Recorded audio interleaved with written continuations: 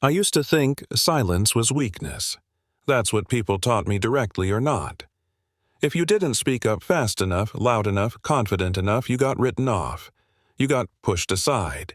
You became background noise. And for a long time, that was me. The quiet one, the easy one to underestimate. The one people talked over, laughed at, stepped around. You know what I mean. The day everything changed started like any other forgettable afternoon. Bright sky, nothing dramatic, the kind of day that tricks you into believing nothing bad can happen.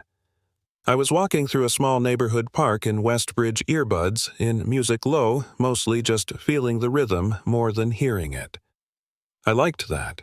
It helped me stay calm, helped me stay inside my own head. I'd learned early that my inner world was safer than the outside one. I didn't hear the shouting at first. I didn't hear the footsteps rushing up behind me. What I did notice was the shadow sharp and sudden cutting across the pavement in front of me. When I turned, there was a man in a uniform face already twisted with anger, one hand on his weapon like it belonged there. Another officer stood a few steps back, younger eyes wide, unsure. The older one was talking clearly, yelling, his mouth moving fast. I smiled, the polite reflex I'd practiced my whole life, and reached into my pocket for the card I carried everywhere, the one that explained everything in a single sentence. That movement changed my life. His eyes widened, not with understanding but with fear. Or maybe it was something else, something uglier. He shouted again. The younger officer lifted his hands, shaking his head, trying to say something. I saw his lips form the word, wait. I never finished pulling the card out. There was a flash, a violent jolt in my chest, and the ground rushed up to meet me. No sound, just impact, just pain so sharp it erased thought. As I lay there staring at the sky, colors bleeding into each other, I remember thinking how strange it was that the clouds kept moving. Like the world hadn't noticed. Like I didn't matter enough to pause it. People later told me what happened next. I remember pieces. The younger officer dropping to his knees beside me, hands trembling. The older one already talking into his radio, calm and rehearsed, describing a threat that didn't exist. Someone screaming. Blood soaking into my jacket. And somewhere in all that chaos, my card landing in the grass, face up, ignored. 3 streets away, my father felt something was wrong. He didn't know why. He just knew. Parents always say that, and I used to roll my eyes at it, but now I get it. He saw an alert on his phone from the tracking app. He insisted I keep on. Sudden stop. Elevated heart rate. No movement. He didn't hesitate. He didn't call. He ran.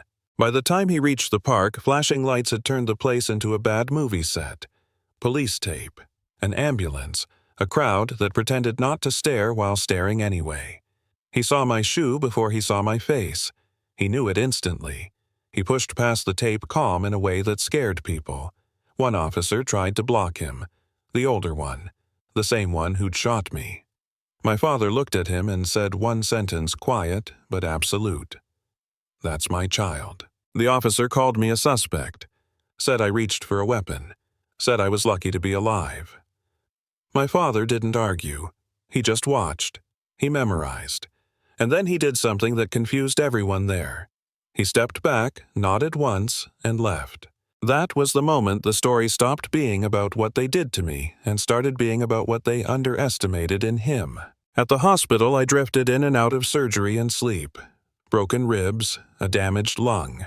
Doctors using words like critical and stable in the same sentence. My father sat in the waiting room, hands folded, face unreadable. While I was fighting to breathe, the officer who shot me was already building a story. He came to the hospital with his captain, tried to sell my father a deal. A quiet admission, a rewritten report. Everyone walks away. They thought my father was just another scared parent. They thought wrong. Phones started ringing. A lot of them. Conversations stopped mid-sentence. People who'd been standing tall suddenly looked small. Federal agents showed up. Jurisdiction changed. The air shifted. You could feel it. The officer's confidence cracked just a little. What they didn't expect was how much evidence they'd left behind. The weapon they claimed I'd pulled wasn't clean. It had a history, a dark one. Ballistics linked it to other crimes, other bodies, other silenced stories. Then there was my phone. The screen was shattered, but the audio survived. It captured everything: the shouting, the warning that came too late, the gunshot, and then seconds after the officer yelling commands for the record like an actor hitting his mark. Listening to it later felt like being shot all over again. But it also did something else. It took away his last excuse. The officer ran, made bail, and disappeared toward a cabin outside town, a place he thought was safe. He thought he was still in control. He didn't know my father was already there. He didn't know every word he said, every threat, every confession was being recorded. He didn't know the walls were listening. When the agents arrived, they didn't treat him like a hero. They treated him like what he was: evidence. The trial that followed was long and ugly.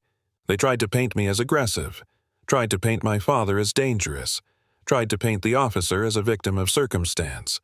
But lies don't age well under light. The younger officer testified. He broke down. He told the truth. He said he tried to stop it. He said he was threatened into silence. The audio played in court. You could hear the jury stop breathing. When the verdict came back, it didn't take long. Guilty. On every count that mattered. Life behind concrete walls. Outside the courthouse, cameras flashed. Reporters shouted questions. My father spoke once. He said this wasn't about one man. It was about a system that decided some lives were worth less. Then he stepped back and let me stand in front. I didn't speak. I signed one word: peace. Months later, I went back to that park. Same trees, same paths, different feeling. Kids were playing. People were laughing. I sat on the grass and sketched something I'd always loved but never shared much. A boy kicked a ball toward me, hesitated when he saw my hearing aids, then smiled when I tossed it back. It was small. It was everything. I used to think being quiet meant being powerless. Now I know better. Silence isn't empty. It's full of memory, full of warning, full of strength. People like that officer rely on being underestimated. They rely on no one pushing back. They rely on silence staying quiet. So here's my question to you.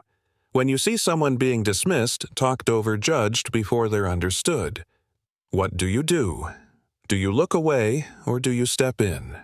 Was justice served here, or was it overdue? Drop your thoughts in the comments. Argue if you need to share, if this hit close to home, and tell me about a time you saw the quiet one prove everyone wrong.